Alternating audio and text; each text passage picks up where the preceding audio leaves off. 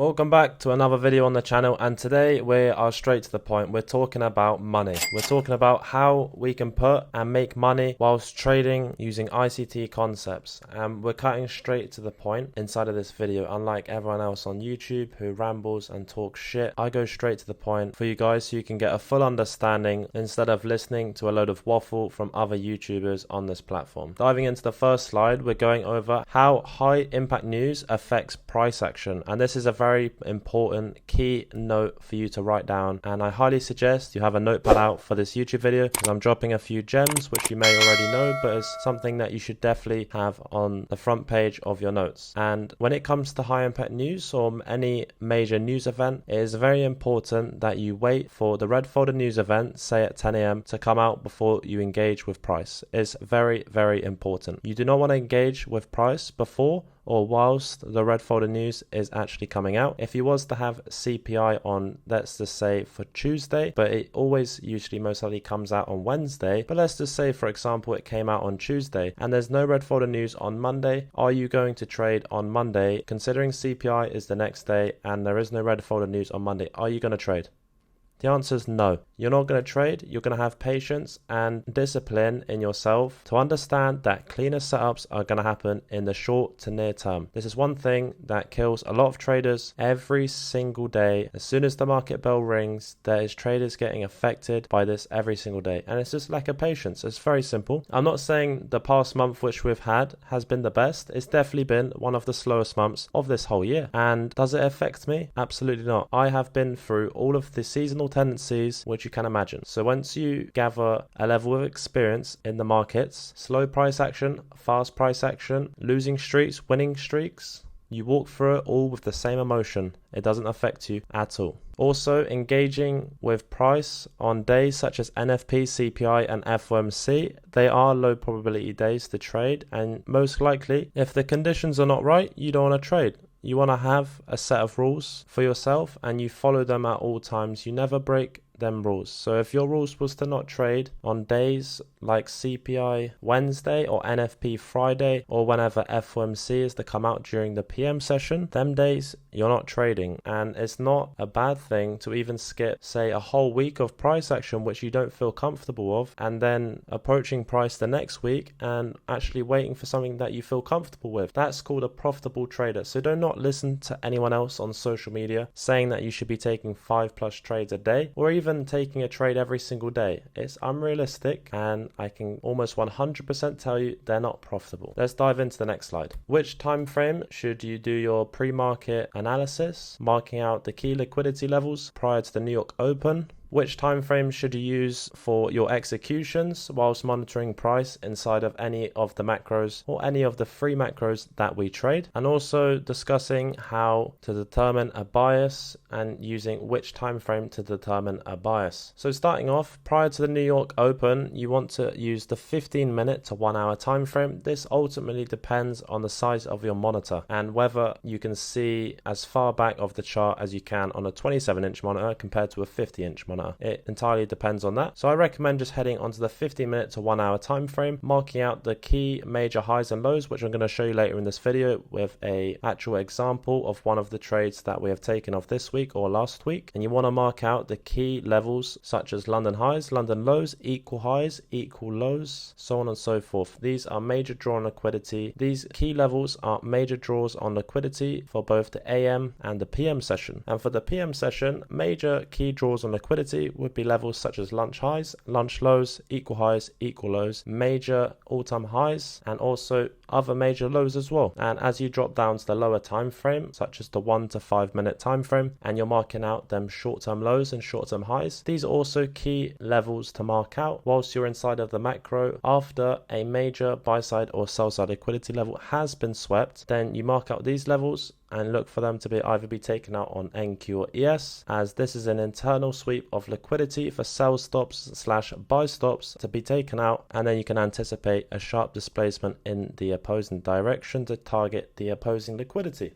95% of the time we use the 1 to 5 minute time frame, or say 1 to 3 minute time frame for our entries. It's very rare that you see us entering off the 15-minute time frame. I don't think we ever do. We always look for our entries off the 1 to 3 minute time frame, whilst monitoring price on time frames all the way down from we monitor price all the way from the 1 minute all the way up to the hourly, the 4 hour, after we've done the majority of our analysis. But whilst we're inside of the macro, we usually tend to monitor price between the 1 to 15 minute time frame, and then once all the confluences have been met and we feel comfortable with taking the trade, it is taken on the 1 to 3 minute time frame. We take these trades daily. They're all uploaded on this YouTube channel. You can see all of the live streams that we have done in the past, and they're all uploaded on this channel. So feel free to flick through all of the past streams that we have done. I believe we are one of only a few others on YouTube who really do this live day in and day out. And just because the price action has been slow recently, don't let that fool you. It's only a matter of time until it starts to pick up again. But the one thing that gets the majority of traders, whether you're trading ICT or any other concepts, risk management is one of the most slept on fields in the whole of trading, because people think, what strategy do you trade? How do you do this? How do you do that? But the number one thing, it doesn't matter what you do, if your risk management is not in place and you're not disciplined enough to follow the correct risk management and stick to only taking maximum of 1 to 2 trades per trading day, then you're never going to be profitable. That is one thing that you must understand. You want to make money? Well, you have to stick to your rules. Simple as that. Now let's dive into the next slide. So understanding the power of free. At the New York Open, the power of free would occur with 3 parts of the accumulation, manipulation, and distribution phase. And the accumulation phase, I'm going to show you in this slide. You can see here that the accumulation phase after the New York Open is where price accumulates, usually going sideways, and then you would see some sort of manipulation where it would take out a major sell side liquidity such as London lows. And that short-term low for price has actually then been taken out, and it displaces through that short-term high, and this would be your breaker block after price has actually taken out that short-term low after sweeping London lows. So once London lows has been swept, or a major sell side liquidity at this level, the original sweep of sell side, then you'd look to get taken out on either NQ or ES. For example, this is NQ. Let's just say for this example, we've seen a sharp displacement higher above this previous short-term high. This would be your breaker block. You can enter off the tip of this breaker block, and let's just say, for example, there is a bullish 1 minute fair value gap here, or 1 to 3 minute fair value gap. You can look for your entry off. As soon as it taps that 1 minute bullish gap, you don't enter on the midpoint or a retracement of that bullish gap. As soon as it taps the edge, as it taps, you enter long and target the opposing liquidity. As long as, if you was to enter off a tap of this 1 minute bullish gap, you have to make sure that your stop placement rests as close to this previous short-term low created after the sweep, and it can't be greater than 25 handles. So you want to put your stop loss at the low of the unicorn setup, and this model here is a unicorn setup power free. It's a very high probability model that we trade here and there, but I'm showing you guys a plus example setup which is extremely high probability, power free unicorn model, London low swept, and let's just say we had a very clean drawn liquidity of a pair of equal highs or London highs, or just a major buy side liquidity to target as the opposing liquidity, usually sitting around 100 or 150 handles away from your entry, running a 25 handle stop, therefore being around a 1 to 4 or a 1 to 5 risk to reward. And this is a bullish example, and here is a bearish example. So you have the New York Open, you have the accumulation phase, and then price manipulates above London highs. The original sweep of London highs here, you look for that original sweep of London highs, which would be your short-term high / uni, to get taken out, and then you anticipate a sharp displacement lower inside of the macro. This is very, very important. You must make sure you're inside of the macro if you are to engage with price. And the 3 macros that we trade, I want you to write this down, is 9:45 a.m. to 10:15 a.m. That's the first day in macro. The second day in macro is 10:45 a.m. to 11:15 a.m. and the PM session runs from 1:45 p.m. to 2:15 p.m. That is the PM session, and that is the 3 macros that we trade. We do not trade any other macros. We don't trade lunch. We don't trade before lunch, after lunch. That is the only 3 macros, or even the London session. That's the only 3 macros that we trade. And this is a bearish example of a bearish uni power of 3 model, and it may benefit you to screenshot screenshot this current slide, and hopefully you have more of a in-depth understanding of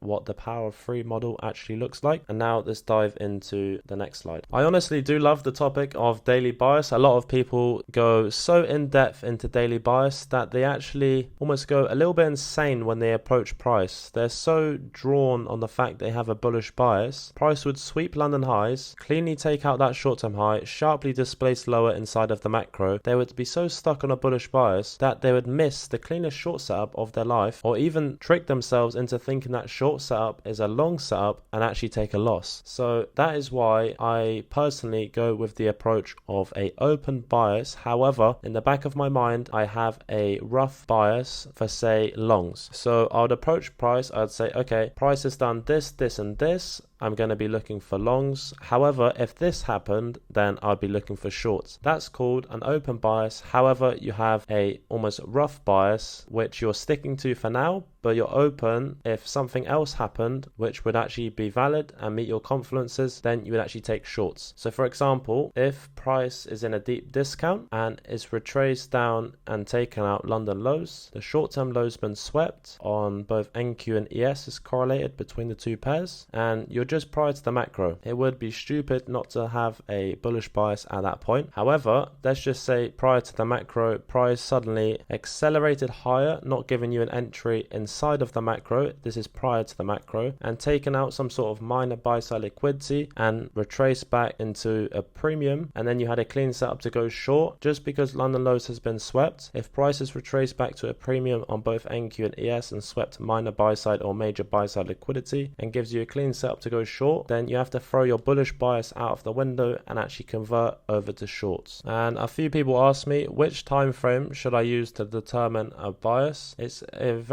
very crucial that you actually use all time frames to determine a bias. Not only do you start using the higher time frames such as the daily, but you actually drop down through the time frames to get a full feel of what price is actually drawing to. So if price is in a discount and you have a clean pair of relative equal highs on the 4-hour higher time frame, that would be a strong draw for liquidity for price to actually push up and draw towards, say, a higher time frame imbalance which rests above a pair of relative equal highs on the higher time frame, and then you drop down to the 15-minute time frame and you see whether the 15-minute and the 1 hour and the 5 is all showing the same signs that the 4-hour is as well. And that is how you actually determine a bias, by painting a full picture from flicking through all of the time frames, so you get a full overall understanding of what price is actually drawing to for the next trading day or the next macro, so on and so forth. But the one key takeaway from this slide is to ensure that you do not get too fixated on one bias, and always keep your eyes open to both directions, and in the back of your head have a rough bias. But if something along the lines, but if this and this happened, then you'd be open to shorts instead of looking for longs. So now let's dive into the next slide. Which prop firm do I recommend? And I'm going to put up on the screen right now, you can just see a little flicker of a few payouts which I actually received just the other day from Apex. So I have doubted Apex in the past, but I'm going to put them up on the screen just now.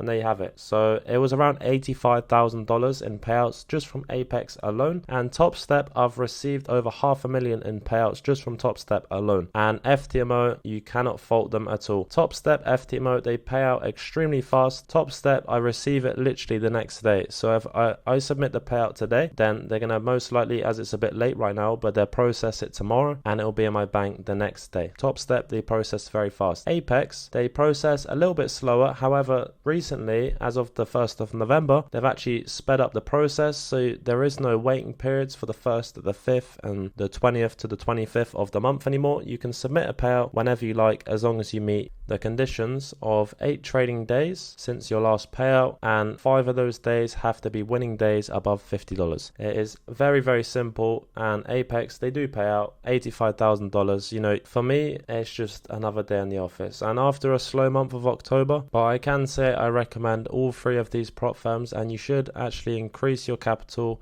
to max funded across all of these prop firms. If you go with Top Step, select any account size, but if you do go with the lower account size of a 50k account, I recommend you use Top Step X, because then you won't have issues with position size, so you can actually trade micros such as 10 micros, 8 micros, or 6. If you go with normal Trader 8 Top Step, then you're going to have issues with position size. Apex, for example, you can go all the way from 50 to 300k accounts. I've personally got 10 300k funded accounts as of now, and just yesterday I purchased another 10 300k accounts, and they're on road to getting funded already. And FTMO, I have a 400k FTMO account, which I trade only when I'm waiting for a payout from my other two prop accounts such as Apex and Top Step. So when I'm waiting on one of those accounts to actually pay out, I'm usually waiting on Apex, then I'll trade the FTMO account or the live account on TraderVate. And final slide, I thought I would get it in there for you guys, is risk management. And we do go over risk management a lot, but I cannot stress it enough of how important it actually is in order for you to be profitable trading any concepts. And you do not want to take more than 1 to 2 trades per trading day. If the first trade is a winning trade, it doesn't matter if you only made 20 handles or 25 handles on that trade, you'll be done for the day. And if the first trade was a losing trade, then you can approach the next macro looking for A+ setups only with half position size. And if the second trade's a losing trade, then you're done for the day, and you'd be back the next day, considering that is a day that you would be trading, and you would take it with half position size if the trade the next day meets your confluences. And I've discussed this so many times. People ask, they say, how do you deal with the emotional side of trading and dealing with revenge trading, and how do you not lose your mind sometimes when you enter a losing streak? Because we all enter losing streaks. It doesn't matter who people say they are. If you're trading any concepts, you're going to enter a losing streak at some point. As it all depends on how you manage your risk when you do come across a losing streak, and that is all about protecting your capital and ensuring that all of your accounts are always on the positive equity curve. What I mean by that is when you actually look at your accounts on your prop firm accounts, your live account, your account is always, the equity curve of your account is always increasing. You're going to have dips along the way, but it's always increasing. And if you have the correct risk management, that's what it'll look like. If you don't, then it's going to most likely go all the way to 0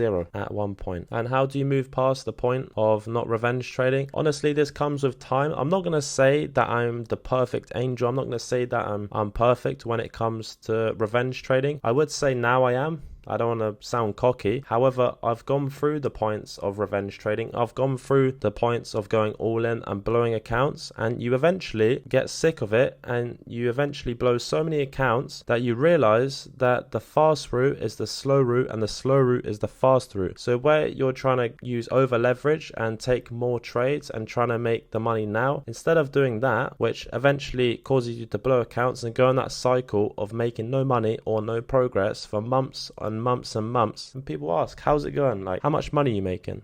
And you say to them, I haven't made anything. Or maybe you tell them you've made money, but you haven't. And if you want to be like that guy, then go ahead. Revenge trade. Go all in on your accounts. But if you want to make money, then you want to take the slow route, and you would build up your capital. You would start securing a few small payouts, and 6 months down the line, you're going to be max funded on all prop firms, receiving payouts every 2 weeks or at least once a month. And then how's the question going to be of how are you doing? How much money are you making? Then you can tell them that you're pulling 2 to 500k a month. On a good month, you can pull easy 200k to 500k a month. You can pull that out of prop firms. If you're funded on Apex, Top Step, FTMO, and you can somehow trade a live account as well here and there because you're waiting for payouts with Apex or Top Step, you can pull 200 to 500k a month just off trading your funded accounts. And that's not even saying that you increase your funded all the way over to my funded futures and other prop firms as well, which I don't even dabble with myself. And one little note I put at the bottom as well is that many traders are already profitable. However, they just can't control their own emotions, and on a rainy day they will flip their whole account upside down and lose the whole thing. I've seen it so many times.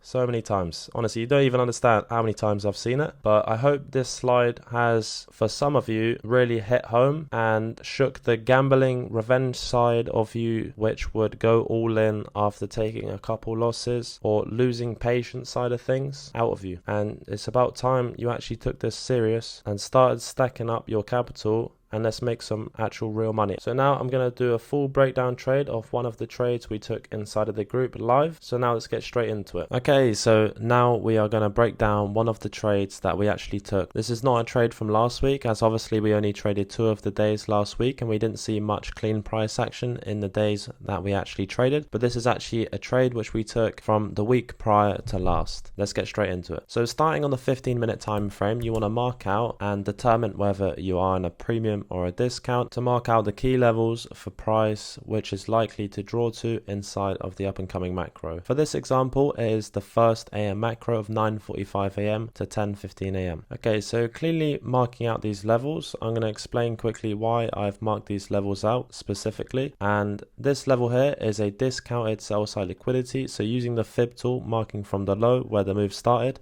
to the high, you can see between 0.5 and 0.62. This is a discounted sell side liquidity resting in a discount. So for this to get swept, you could then anticipate price to offer you a valid setup to then look for longs to target the opposing liquidity. For this example, we actually have a clean set of London highs. For the New York AM session, you look to mark out London highs, London lows, and any pair of relative equal highs or major draws on liquidity for price. Okay, so now we've marked out the key draws on liquidity for this first day of macro. We're going to drop down to the lower time frame, and you can see here approaching the first day of macro, you can easily say that as of now you're approaching price with more of a bullish bias than a bearish bias, because we've retraced back to a discount at the New York Open. We've swept this discounted sell side liquidity, and we also have a major draw on liquidity for price to reach towards London highs. So now let's drop down to the lower time frame as we approach the macro. Okay, so this is the window after dropping down onto the lower time frames, such as the 1 to 5 minute is what we use to monitor price inside of the macro after the majority of the analysis has been done on the higher time frame. You can see the discounted sell side liquidity has been taken out, and now we're going to see whether we get a clean setup to go long inside of this first day of macro. And as you guys already know, I always like to monitor both NQ and ES, where I split the screen into 2, but for the YouTube example, I'm almost unable to do this, as TradingView doesn't allow you to replay 2 pairs at the same time. So I only be able to replay NQ but not ES, so it would basically be a spoil factor where you would actually see how it already play out for ES before I've shown you guys the trade on NQ. But between NQ and ES, we always make sure that price is correlated between the 2 pairs, and you can also look for other confluences such as SMTs, so on and so forth. And what I mean by correlated between the 2 pairs, if NQ was to take a level of discounted sell side liquidity, or it swept London lows, London highs prior to a macro, or even inside of the macro, you want to make sure that ES is following along relatively similar, so it's taking similar levels at the same time, which means price is correlated between the 2 pairs. If price isn't correlated and ES is pumping towards London highs but NQ is actually taking London lows, that is a day and that is a point in time that you do not want to engage with price at all. So let's see what we get inside of this macro. Okay, so for this example, I believe ES actually took the short-term low and NQ didn't, so we had an SMT. And at this point, we did not create no short-term high for price to actually displace through. So I'm actually waiting for NQ to create some sort of short-term high, which it can then displace through, and we can enter off an order block, breaker block, or bullish gap to then target the opposing liquidity. So let's see what price actually gives us. Also, looking at price here, I would like to see this bearish gap, which you can see here, get inverse, where price would actually, the candle would close above this bearish fair value gap, therefore inversing it, and you can actually mark a inverse I fair value gap as a market structure shift. Is similar to where it breaks that short-term high, where it inverses that bearish gap. You could call that a displacement, but preferably I like to see price sharply displace through a short-term high rather than just inversing a bearish gap. But that is a confluence as of now, but that's not going to be enough of a confluence for us to take a trade, so we're going to wait for price to displace through a short-term high. Okay, so that short-term high here has just been created, so we'll look to anticipate a sharp displacement above this short-term high. And for those of you wondering, EOM, that just stands for end of macro. And let's see if we get this 1 minute bullish gap with a clean displacement higher. Okay, as you can see here, price has actually cleanly displaced higher, and I can say ES actually did displace higher at this point as well. So this is a valid setup inside of the macro where we've swept a discounted sell side liquidity and we have a clean drawn liquidity such as London highs. So this is is a very clean setup. Not super clean as we didn't take the low, but the low I believe was taken on ES. So we had an SMT between the two pairs as well. And we're looking for an entry off this bullish gap as long as the risk to reward and our stop placement is valid. So we'd run a stop at this low here. The previous short-term low after this bullish gap, we're going to run our stop at 18 handles and run our final TP at the opposing liquidity for 175 points, which is London highs. Our first TP is going to be resting at this short-term low, which is around 25 handles. So our first TP was actually resting at this level. Our second TP was resting at this minor buy side liquidity, which was actually sitting around 80 handles. As you can see here, 80.25 handles. That's our second TP. And our final TP is obviously resting at the opposing liquidity for London highs. And this trade was actually a 1 to 9.7 risk to reward. We're only risking 18 points for 175 points. Okay, so now let's look for an entry. As soon as price taps the edge of this bullish featherly gap, we're going to look to enter long for price. So let's see whether we get an entry or not. Okay, so we caught an entry off price off this bullish gap, and I know people are already thinking, why are you showing us on replay? Well, this is the easiest way for me to actually explain a full trade breakdown in detail and in a simplified form so you guys can get a full understanding of why we actually took this trade. Feel free to flick back through the live streams on this YouTube channel and you can actually see me take this trade live. I took it live for the group, everyone caught it, so don't think that I'm showing you hindsight or showing you a trade that we didn't take. This was very clearly caught live on this YouTube channel, so feel free to go check it out. And our first TP resting at this level. After first TP's hit, we would move our stops to break even. Okay, so first TP's hit and we would close 50% of our position at this point and we move our stops to break even, so it's completely risk free. Now let's see whether price draws towards second TP. And there you have it. So second TP has just been hit, and at this point you take off another 20 to 25% of your current position, and we actually trailed our stops to that previous short-term low. Why did we trail our stops to that previous short-term low? Because a lot of people already know that I don't like to trail my stops too hard after second TP, but I always trail my stops 2 short-term lows behind. So price just created this short-term low, and this is the second short-term low behind. So if price created another short-term low at this level, we'd then trail our stops to 652. Okay, so as you can see here, price actually took this short-term high and created many short-term lows at this point as well. So at this point, after taking that short-term high, we should actually see price accelerate and continue higher towards London highs. So at that point, I moved my stops to 653, which is actually 2 short-term lows behind, and NQ has actually just swept that short-term.